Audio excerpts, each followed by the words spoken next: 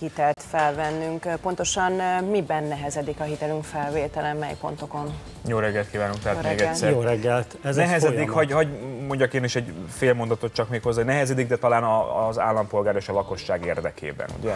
Így van, én is ezt látom fontosnak, hogy mind a két oldalról történnek változások a váltás hatására. A lakosság is jobban meggondolja, hogy milyen feltételekkel és mennyi hitelt vesz fel, és a bankok is elkezdtek egy szigorítási folyamatot, amelyre ez a mostani jogszabály fogja rátenni a koronát, ha lehet ilyet mondani. Márciusban életbe lép a rendelkezéseknek az első szakasza, ez szigorítani fogja a felvehető hitelnek az arányát. Ezt az ingatlan százalékában határozza meg a jogszabály. Az ingatlan értékéhez képesti hitel arányát. Így van, és arra ösztönzi a bankokat is, és a lakosságot is, hogy előnybe részesítse a forint hiteleket, hiszen 75%-os mértékig lehet forint hitel esetén, eurónál 60, egyéb devizáknál pedig 45% lehet ez az arány. Tehát van egy 10 millió forint piaci értékű lakásunk, lakás, amit szeretnék megvásárolni hitelből, akkor ha devizahitelt veszek föl, akkor 60%, tehát 6 millió forintnyi devizahitelt vehetek fel, míg ha forintban veszem fel a hitelt, akkor 7,5 millió forintot kapok a banktól átmenetileg. Így van.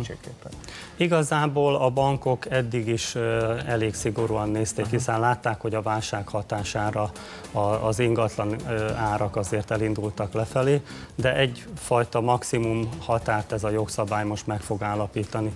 Ön személy szerint egyébként a forint alapú vagy a deviza alapú hitelt preferálja? A válságot megelőzően a devizahitelek annyival jobbak, kedvezőbbek voltak, hogy nem véletlen, hogy a lakosság ebben adósodott el, de a mostani forint hitelek köszönhetően a folyamatos jegybanki kamatcsökkentéseknek is már egészen kedvezőek.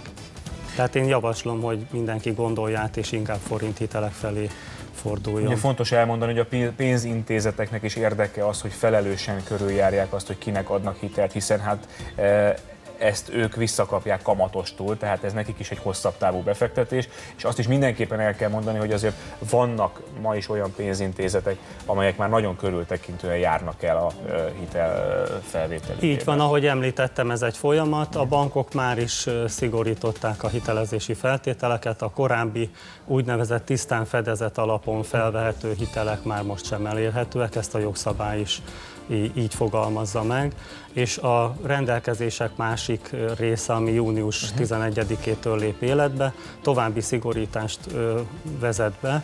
A bankok eddig is megvizsgálták a hitelképességét az adósoknak. Ez az új jogszabály ez egy kicsit szigorúbban fogalmaz, és egyfajta hitelezhetőségi limitet, tehát sokkal jobban előtérbe helyezi a jövedelemvizsgálatát, és azt várja el a bankoktól, hogy június 11-ig készítsenek egy új belső szabályzatot arra vonatkozólag, hogy minden egyes adósra állapítsanak meg egy hitelezhetőségi limitet. És még árnyaltabban alakul tehát ez a kép ki az adósról, vagy a leendő adósról? Várhatóan a bankok között lesz eltérés, hogy melyik bank milyen technikát alakít ki erre, hogy ezt a hitelezhetőségi limitet hogy határozza meg. Tehát mindenkinek lesz egy jövedelem bevétel összesen című rubrika, és ebből a bank megállapítja, hogy mennyi az az összhitel, amit erre fölvehet, és ebből természetesen lejönnek a már fennálló hitelei. Egy hitelfelvételnél mit kell mérlegelnünk? Mire figyeljünk oda? Az ügyfeleknek, akik hitelt vesznek föl. Mindenféleképpen most jelzálók hitelekről beszélünk elsősorban, itt egy hosszú távú hitelről van szó, tehát fel kell készülni azokra a kockázatokra, amelyek ebből következnek. Tehát, hogy az ember életében váratlan események történhetnek.